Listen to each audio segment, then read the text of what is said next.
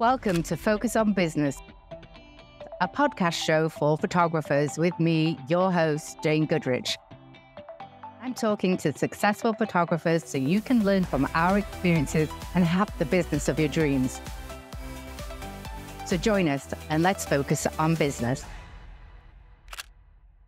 Welcome to today's episode of Focus on Business. And we have the fantastic Aubrey Westlund, and her website is aubreywestlund.com. Go to it. It's absolutely amazing. I will turn it over to her if you haven't heard about her to tell us a little bit about yourself, but full of fascinating information about the wedding industry and also passive income in photography, which I find fascinating. And I'm so excited to hear more about it today. So welcome. Yes, Jane, thank you so much for having me. Like you said, I am a stock photographer now, but in the beginning of my career, I started out as a wedding photographer. And I did that for about 10 years until I slowly transitioned to doing only stock photography. And now I work with other photographers to help them start their stock photography portfolio and their passive income streams. And yeah, my passion is really educating photographers on how to diversify their income. I love that. A little bit, let's rewind a little bit. How did you get into the wedding photography business? Like, why photography? What was the trigger for you? Right. Well, I'm actually one of those rare people that studied photography in school. I have an art degree. And I learned, in the dark room during doing film photography. I actually didn't learn a lot about digital photography in school, which is funny because digital camera, I'm not that old, right? Digital cameras were out. Yeah, exactly. But, in art school, they like to teach you the processes and the fine art side of things. But I did that, and I was actually more into graphic design at the time. But of course, it was the story where a friend of a friend asked, do you know anyone that knows photography that can shoot my wedding? And so, of course, my friend thought of me, and I was very interested in the idea of shooting weddings. But I had no idea, how do people get into that? So I just kind of lucked out in that way. And I shot my first wedding and I just loved it. I loved, just the whole process of capturing someone's day, helping them to remember it through the lens of your camera. So that's how it started. And I loved it so much that it took off from there. That's amazing. If you were to, so you sort of lucked out in a way of building, starting your business so you have that first photo shoot, first wedding, and how did it sort of evolve from there? What were the steps that you took kind of to build your business, or was it winging it like most of us? It was definitely winging it. I mean, I learned about Lightroom as I was editing those first wedding photos. So it was a lot of winging it. But also there was a little bit of strategy. I actually moved somewhere in California where I knew that I could shoot weddings year round, because where I'm from, we have a long winter and it's a small state, not very populated. So I said, I want to get as much experience as I can while I'm young and ready to hustle. So I moved to San Diego just so that I could work with a lot of people. And I also believe in doing portfolio building jobs for free. So my first few weddings in San Diego, I did for free. And I kind of have this mentality that I'll do it completely for free, no discounts, no anything, if I can use this for my portfolio. But I only did that a few times. And then I was able to get work from those few weddings. Well, what's interesting about that is I had actually there's a way to do it for a portfolio building, right? You can also do it like via second shooting or anything like that. But I did something similar. I was like, I am playing with my camera, like I am not a kid photographer. Like when I first started out, I'm like not charging. The reason why I'm not charging is because I don't want them to know my prices. So they tell everybody else. Oh, I know. That's funny. I don't want them to know like this is. And so what I would do is I calculated what I was going to charge. And then I gave, like, by the way, here's the contract, because I still wanted the contract. And so for me, and I also got control over more of the shoot for my portfolio. So I think it's a really good way. I don't think you should be doing it more than like 3 times, especially for weddings. That's a lot of work, right? But you have to sort of invest in yourself. And if they know it's for free, they know that there could be something might go wrong, right? Like the expectations are different versus I'm just going to cover my costs, and they're paying $1,000 when really then they have expectations of it. That's interesting. So yeah, I think I did the same thing with my contract, so they knew the value that they were getting. It wasn't just like, oh, she's learning and I'm taking a big risk on her. Right.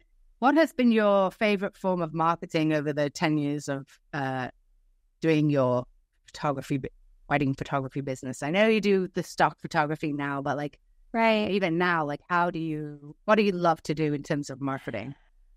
When it comes to like my wedding photography business, I think that making your clients really, really happy is a very undervalued form of marketing.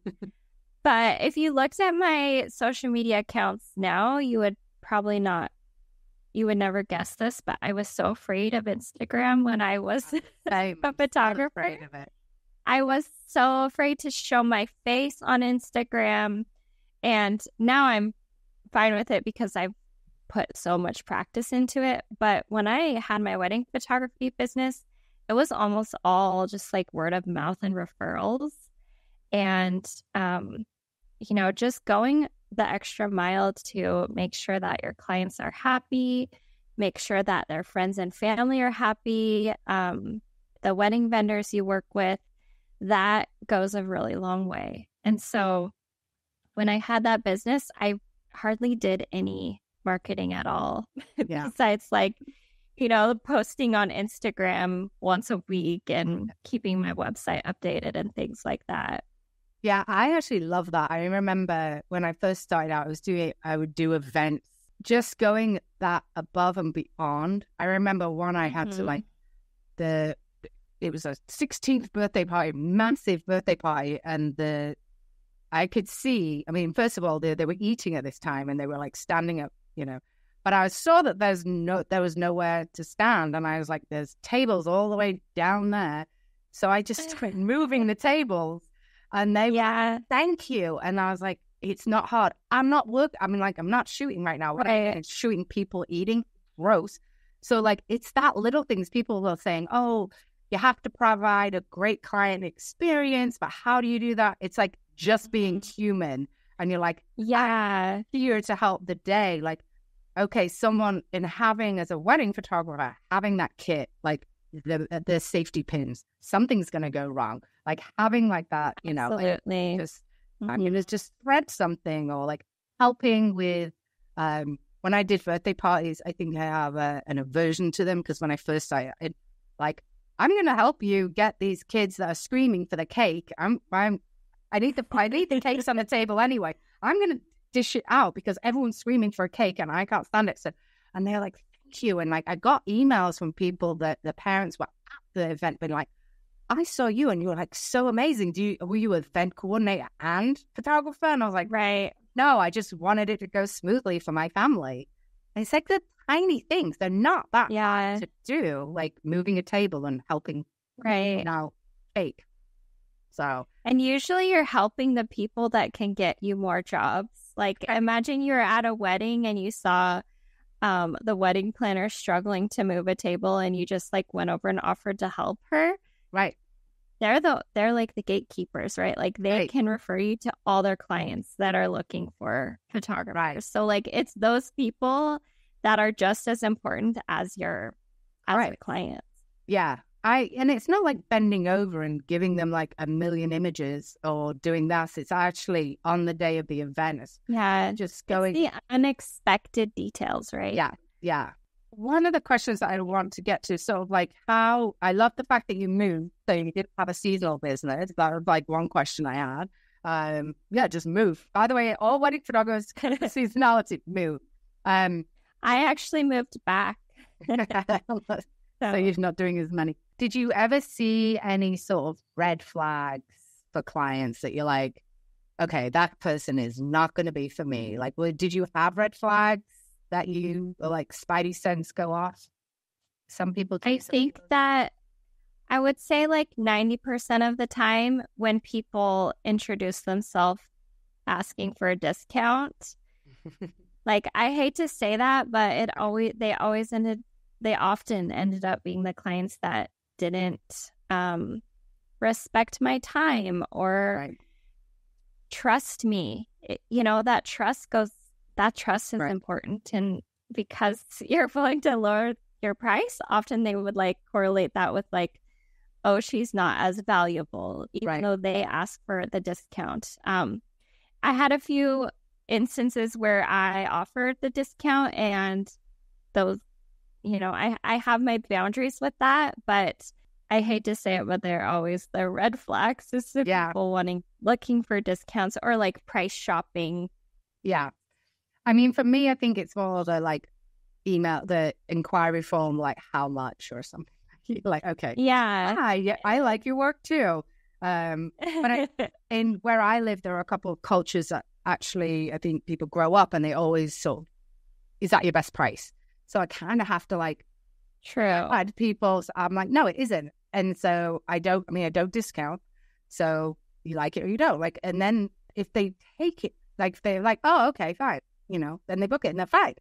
But like, so for me, it's like I just had to like realize it's like, just that's how they were brought up. And, but then I just don't discount because I just, I'm like, I'm not going to discount just because you ask for a discount. Like, I'm not going to do it. We can choose to do it different. Yeah. Like, I think there are ways around it. And like, there have been a couple situations where it involves like the parents had been diagnosed with cancer and had a few weeks, given a few weeks or a few months, and they had to move everything up. They didn't really have the budget that they were planning to have. Right. And so, I just go with my gut in those situations. But absolutely. For the most part, I would just say no too. Yeah. Have you had any really funny experiences on a shoot where you're like, no one would believe this would happen, or like a nightmare client, or like the best wedding that you've ever photographed? Like, tell us one of those stories. Might be a few. Like, I didn't say this, but it's actually been like 4 years since I shot a wedding. Right. But I know like that my most terrible moment at a wedding was, it was early on, and I lost a bride's pearl earring while I was like shooting her jewelry. Oh gosh. And it was just one of those gut-wrenching moments. It was like one of my first weddings, and everyone was like looking for this pearl earring, and I'm just like wanting to die. I feel so terrible. And like that client ended up becoming one of my best friends because she was so kind and gracious about it, even though like her mothers weren't, as they were not happy with me, which is valid. Like, I was not happy with myself, but it definitely taught me like, be so, so, so careful when you're handling anything of your clients. Did they ever find wedding day? Did they ever find it? Never found it. I replaced them for her because I felt so bad, but it was just awful. Like, they were a gift from her aunt. I felt so terrible. Did you have to Photoshop the earring in the ears? Like the missing earring? Or did she? No, she wore different earrings. Okay. And like she hardly cared, or at least she acted like it was not a big deal at all. But Right. it was, because it was like a family member, the other women were very attached to this idea, which, it was a total beginner, huge mistake. And I got really, really lucky. I mean, how many times I learned? But you lose earrings all the time, right? It's not often people will hand it. They'll just be like, "Here's her stuff," and they'll I think they had it on a book, right? All her jewelry was sitting on a book because they wanted me to take the photo on the book. But now, after that, it was like, "Oh, can we put this in a box or something?" Yeah, I learned. So I had something similar. It was a newborn shoot, not similar, but a newborn shoot. And when you photograph babies, normally they sometimes have the little umbilical stump still on the baby. Yeah. And so I'm photographing the baby, and the baby still had the stump on it. And they go to change the diaper, and there's no stump. It's fallen off. Well, the mom wanted to keep it. Why? But some people like to keep it. And I was she's like, where is it? Where is it? And I looked all in my, it was in their home. And I was I'm looking everywhere. I cannot find it. And I was look, the last picture I took, the baby had the stump. So between you carrying the baby from the thing, and so there was this whole drama, and then you turn around and there's the dog. Oh, no. Well, at least it wasn't me.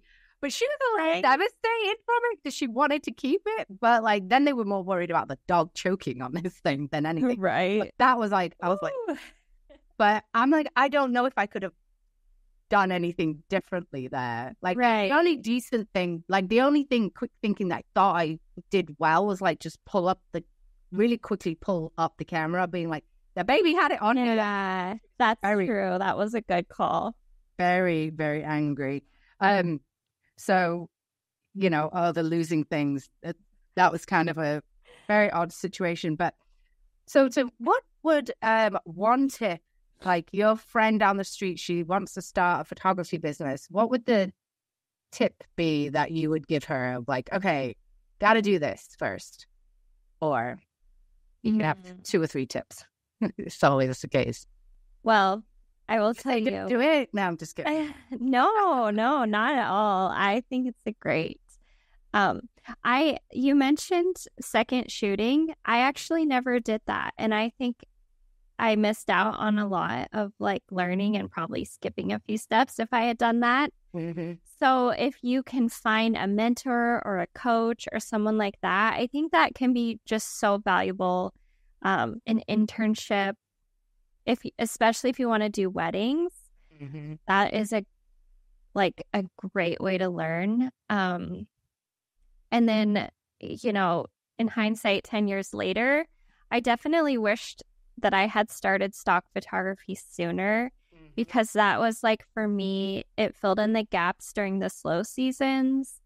And I also think that there's a lot of benefits to networking with other businesses by taking photos for them for stock, and they get free photos because they'll sign a model release for you. So there's a lot of things like that I wish I had built into my business sooner and made that a big priority, because then 8 years down the road during COVID, that was my only income for pretty much for the whole year, because working in California, everything was locked down for a year. So even though in other places you could still work and shoot weddings, all the venues shut down and all those things. So so stock photography was that was my income. That was my main source of income at that time. Yeah, So, I think that's a really valid point of going into it. So even if you're a newer photographer, you have a full-time job, it's I like to say is get all your ducks in a row before you leave, because you don't have that fallback.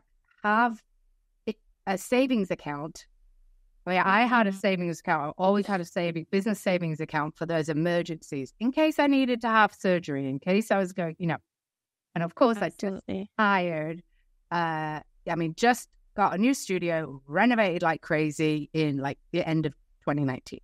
So my business savings was a little bit depleted. And then on top of that, I was, I'm in New York and we were right by ground zero of New Rochelle. I'm literally half a mile from it.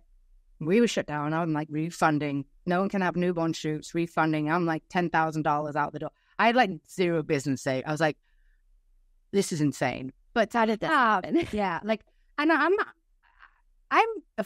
don't spend people's deposits before they make it. So I was okay. I wasn't like other photographers that were like, I've already spent that deposit. Like, I can't give it back. And I'm like, well, right.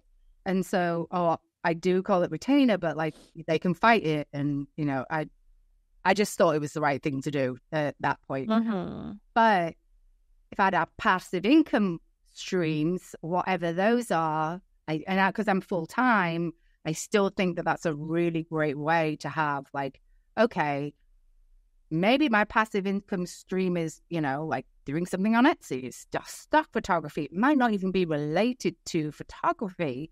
It can be, I'm right. Like, or just a backup. You need a backup. That's what I think. Yeah, but I do absolutely. I love stock photography. I think I'll have to take your course and you can tell us how we find it. But I've dabbled in stock photography. Yeah, very successfully. Ask me anything you want to know. Yeah, so I will definitely check out that. But just tell us, in wrapping up, like this has been amazing, and tell us where our audience can find you. Yes, so I'm Aubrey Westlund on all social platforms. I'm definitely the most active on Instagram.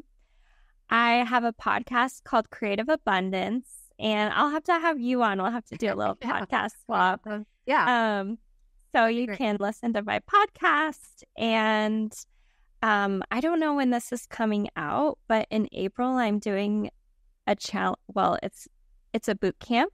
It's called Lazy Girl Stock Photography Boot Camp, and it's going to be like for people who don't.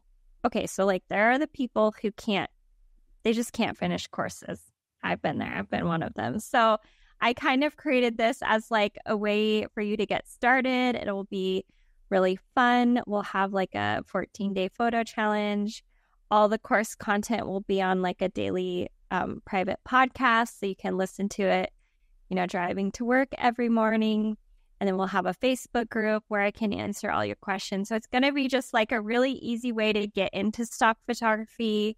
And it's going to be a lot of fun. So hopefully you hear about this before then. But I like to do little like smaller workshops and challenges throughout the year. So if you miss it, just follow me and you'll get to join the next one. Yeah, no, I think the challenge is great. And I think just even like your academy and all the information that you give out is amazing. So I definitely think that everyone should check you out. And we will put all the information in the show notes, including, where to find you and all of the courses and education that you have. And so I Perfect. Love it. Thank you so much for coming on to focus on business. It was a definitely good focus today. I appreciate it. Thank you.